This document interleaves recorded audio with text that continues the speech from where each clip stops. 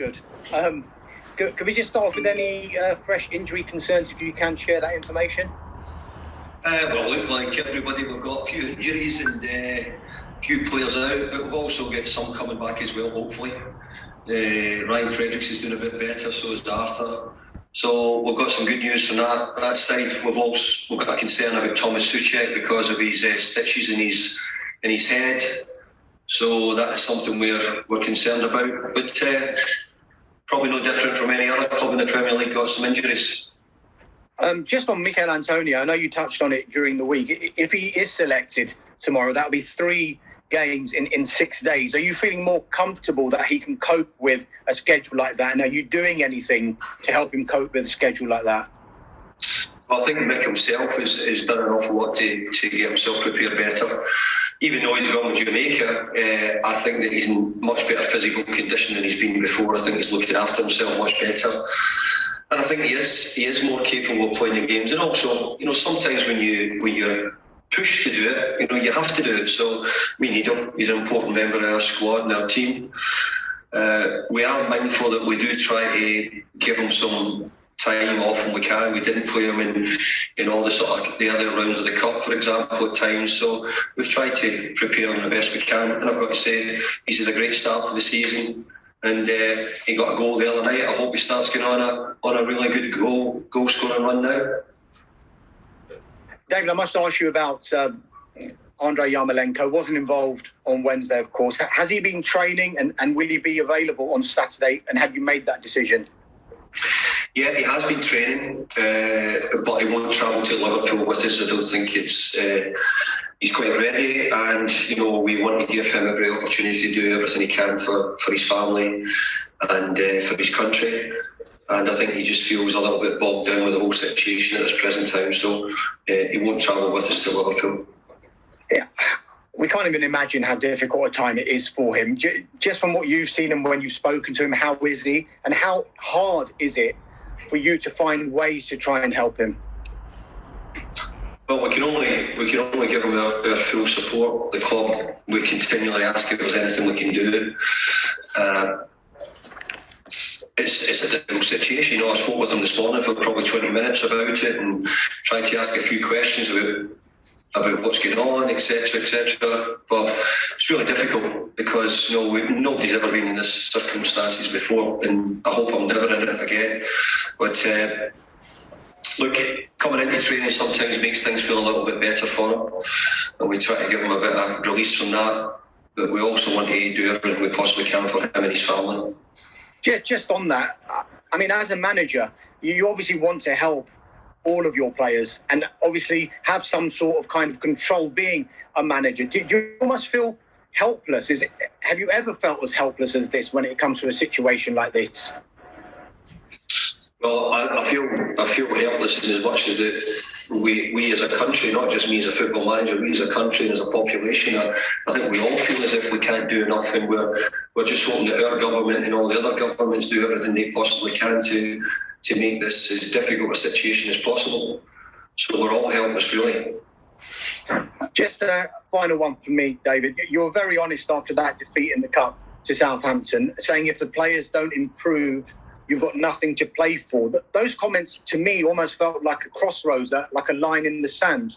Is that almost the message you've given to the players? Well, that's the message from an angry and disappointed manager right after the game. Dan Mesh, who was fed up that his team didn't get a result. And I would hope you, as an experienced journalist, would have probably read into that. But it seems not. I did. I just thought I'd try. Yeah. Thanks, Danish. Becky from PLP. Hi, David. Hi, Becky. Hi. Just wanted to ask you, is it good that a game comes so quickly after the FA Cup defeat? Probably not because of the quickness, Becky. So we're not pleased with the Premier League that we've had to play so many games, and you can relay that to them, please, if you don't mind. I'm writing it down. Yeah, that we had a game on Sunday, a cup game on the Wednesday. Now we're playing again on Saturday. So 3 games in 6 days would not be correct. Add to that, you've got 2 away games in there as well. You've had travelling. I know you had a really busy period, November, December. Is there anything that you learn about your own team, or the boys learn, that they've managed to implement this time? Well, the thing about our players is they've been really resilient. Whenever we've had to continue playing them, we've actually shown it. Even in lockdown, in the continued games, and in the periods where we're really busy. Even last year, they always sort of backed it up and came good again. So I've got a lot of confidence that will happen. But obviously, with the fixtures we've got, it's made it a real difficult week for us. But there we go. And how's confidence levels going into this one? Because you got the best for Liverpool last time out. Yeah, we did. But let's always remember that we have a really difficult task on the Anfield. I've found it really difficult throughout my career because Liverpool have really, really good teams. They tend to have top managers, what they've got at the moment. And because of that, it makes it a hard game when you go to Anfield. It always is. Lovely. David, thank you. Well done for last night on your award. Thank you. See you soon. Thank you, Becky. Phil from BBC London. Hi, Phil. Phil, there's an issue with your sound. Is that any better? Yeah. Brilliant. Sorry about that. Another time, Phil. Yeah, you're absolutely right, David. That's what everyone says. Congratulations on last night. Well deserved. Thank you. As you say, Liverpool are always a tough opponent, but how much of a relish is that to take on the best that you possibly can as a manager and as a group of players? Well, I think at the moment we have a Premier League which is full of the top teams in Europe and in the world. When you look, Chelsea are world champions, Champions League winners. We'll get Liverpool, who were the year before Champions League winners.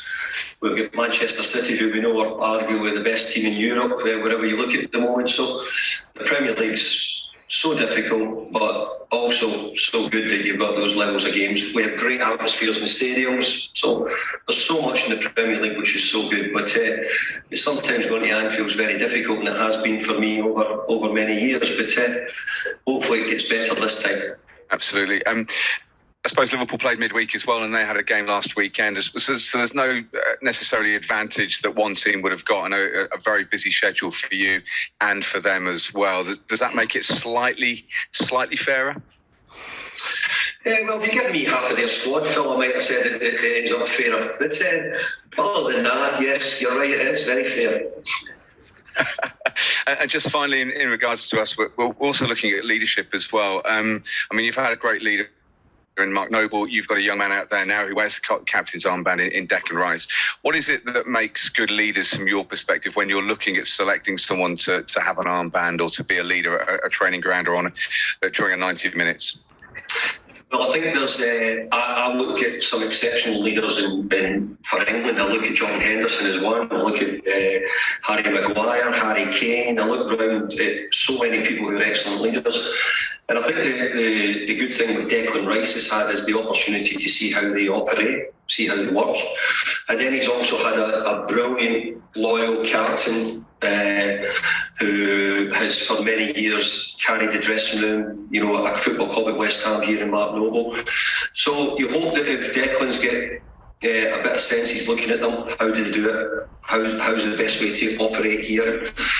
Because leadership doesn't always have to be in one way. It can come in different ways. Some people can do it through talking and communicating. There's other people who do it by their actions. So there's many different ways where leadership is important. But I think the biggest thing when you're on the field that you have to take responsibility. You have to want the ball. You have to take sole responsibility for the team when no matter how it goes. And I think Mark Noble over the years has done that here at West Ham. And I've got to say, Declan at the moment is doing a really good job of following him at the moment. Brilliant. Thank you for your time. Good luck tomorrow. Thank you. Cheers, Phil. Thanks, Phil. And finally, James from TalkSport. David, in the last few minutes, Jurgen Klopp has been speaking about Jared Bowen, and he said he's an unbelievable player. How would you describe him? I see Jared Bowen as a player who's making unbelievable progress as a player, and he continues to make progress. And I think for me, that's always the thing you want to see with players is how they continue to make progress. And Jared, I've got to say, has stepped up. And I don't mean just stepping up when you arrive from Hull City to West Ham. I think that the thing is, can you do it? And quite often the players who really make a real success of it are the ones who don't do it immediately. It takes them a little bit of time. But I've got to say, if we're using the word unbelievable and Jared Bowen, I'm struggling to know what words I would use for the Liverpool players. But I have to say that Jared himself's done really well. But we have huge admiration for the players that Liverpool Football Club have. You'll be aware that when West Ham lose matches, which hasn't been very often over the last year or so, there are then questions about squad depth and the lack of signings. What do you make of that? Yeah, quite rightly so. We could do with a stronger squad. Would have liked to have made more signings, but every time I get asked the question, I feel like saying is, do you think we never tried to do it? Do you think that we didn't make offers? Do you think that we don't know that we need a bigger squad? But, I keep saying Rome wasn't built in a day. I want to continue building West Ham. I said right at the start, the room West Ham has for future development potential to get better. And those things you've mentioned are just two of them. So we're aware of that. But I think it's a good sign that we're still doing okay. And people like yourself are mentioning about our squad depth or all the players we've got. And finally, from me, following on from that, do you think the signings that need to be made this summer, do you think a significant number will need to be made so that you can compete at this same level you are now next season? I think yes. To answer yes, simple yes. But you've also got to remember that not all signings work, and I can think of lots of clubs who spent a lot of money recently, and you wouldn't need to think too hard whether that's not worked. So quite often it's an easy thing to be a journalist and just say, do you need more signings? It actually takes quite a lot of thought in trying to get exactly the correct players with the right character who fit what you're doing and what you want to do, and try to spend what money the West Ham supporters have put into the club as wisely as I possibly can. Thanks, David. Thanks, James. Thanks, James. Camera off, please.